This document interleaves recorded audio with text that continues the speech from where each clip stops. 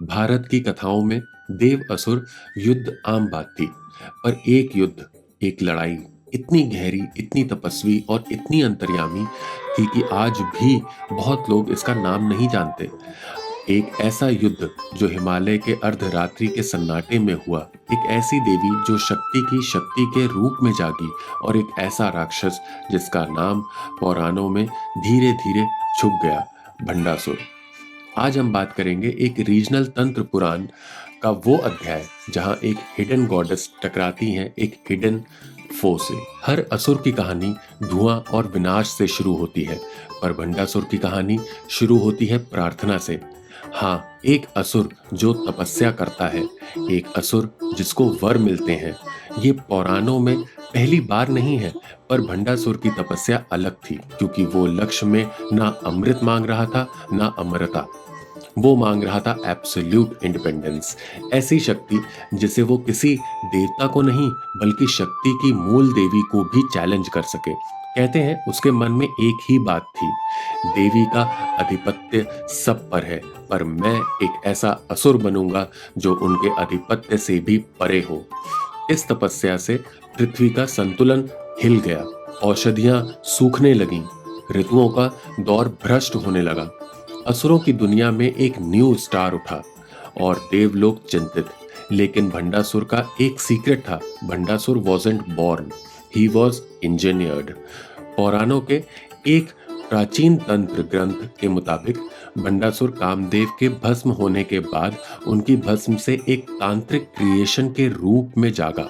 भगवान शिव ने जब कामदेव को भस्म किया, तब पृथ्वी की एक तांत्रिक शक्ति रति के शोक से निकली एक प्रलंब शक्तिकारा भस्म में कंपल्शन डाल देती है, और वही भस्म बनाती है Bhandasur, the anti kama, the anti life, the anti creation. Kamadeva जगत में प्रेम और उत्पत्ति का बीज है, भंडासुर प्रेम के बीज को मिटाने वाला एंटी फोर्स। जब कामदेव की मृत्यु हुई, दुनिया से काम यानी डिजायर टू क्रिएट भारी हो गया। भगवान शिव तांडव में थे, मां पार्वती तप में, और देवलोक का कमाल था, no creation, no reproduction, no progress.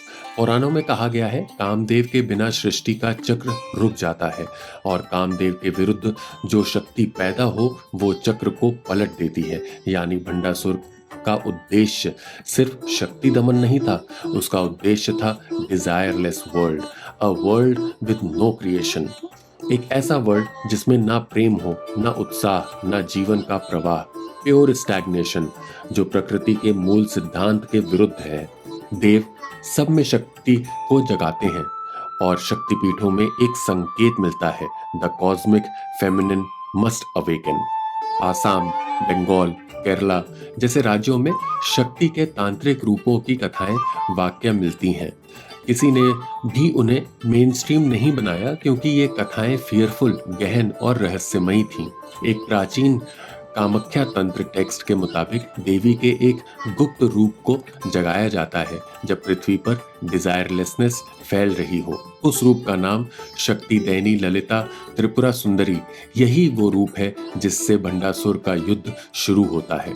कहा जाता है, एक गुप्त सभा में हिमालय के एक अष्ट प्रहारी मंडल में देवी के 3 रूप एक साथ प्रकट हुए।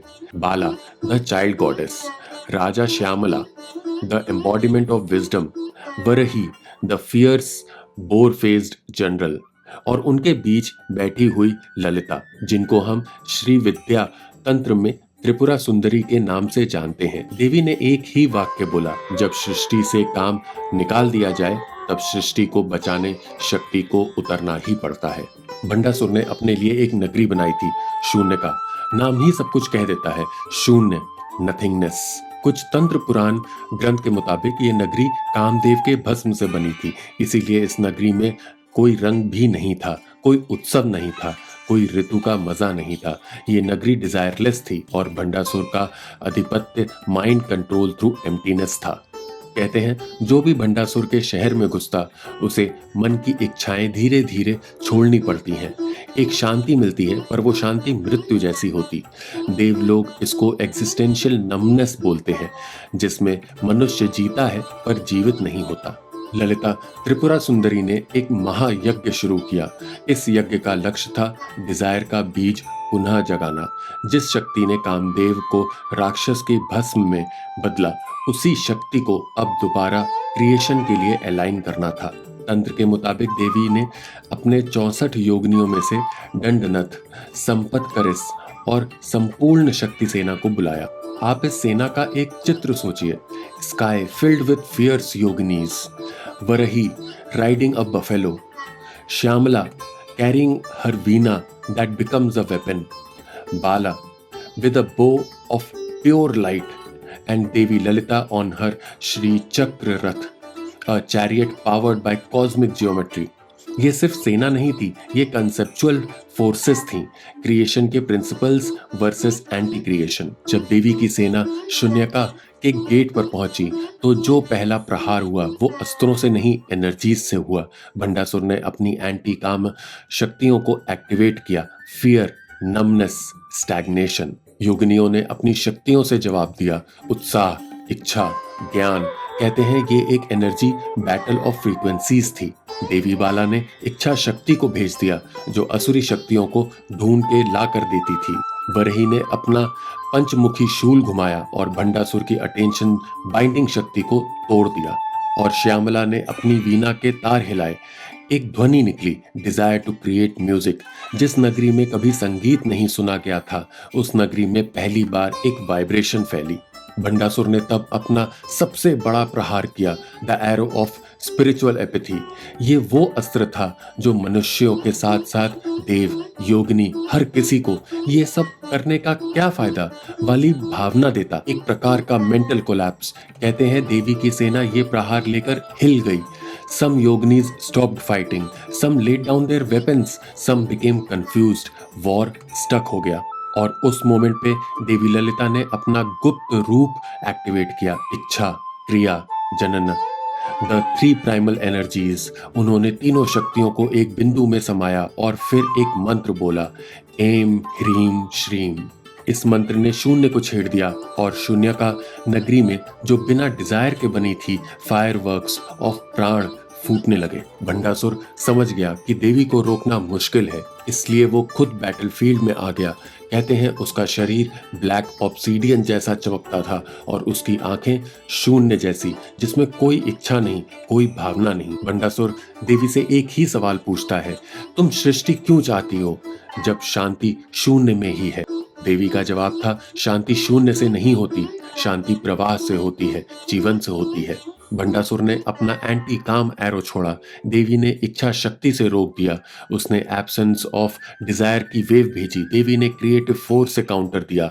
एक प्रकार का फिलोसफिकल वॉर हो रहा था। Desire versus desirelessness, creation versus stagnation, sound versus silence, motion versus stillness. Battle इतनी तेज थी कि भगवान ब्रह्म, भगवान विष्णु, भगवान महेश भी एक लम्हे के लिए लोकों का अंत महसूस करने लगे। पुराणों में मिलता है कि भंडासुर को मारने के लिए देवी को एक अल्टीमेट तंत्र अस्त्र यूज करना पड़ा। इस अस्त्र का नाम था कामेश्वरी अस्त्र। कामदेव के एब्सेंस को जो शक्ति भर पाती है वो शक्ति देवी के पास ही थी।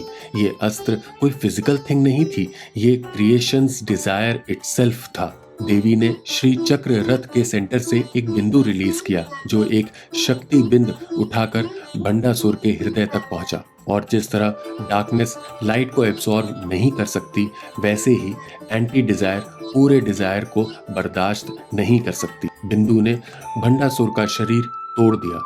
शून्याकार नगरी विभाजित होकर धूल बन गई और एक प्राचीन मंत्र सुनाई दिया गया, यह सृष्टिम रक्षति सा ईवा शक्ति, only she who protects creation is true शक्ति। भंडासुर का अंत हो गया पर उसकी शिक्षा याद रही।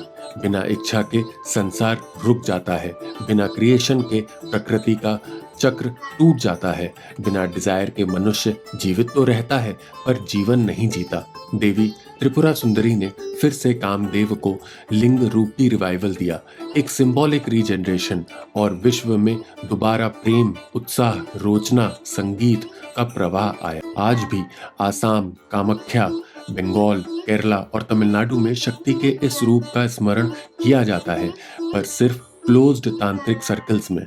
इसलिए ये कहानी आम लोगों तक नहीं पहुंची। ये कहानी हिडन गॉडेस और हिडन फो की कहानी थी। कहानी सिंपल लगती है, देवी ने असुर को मारा, पर यह कहानी डीपर है। ये कहानी बताती है कि ह्यूमन प्रोग्रेस क्रिएशन से चलती है, डिस्ट्रक्शन से नहीं। डिजायर लाइफ का इंजन है, बर्डन नहीं।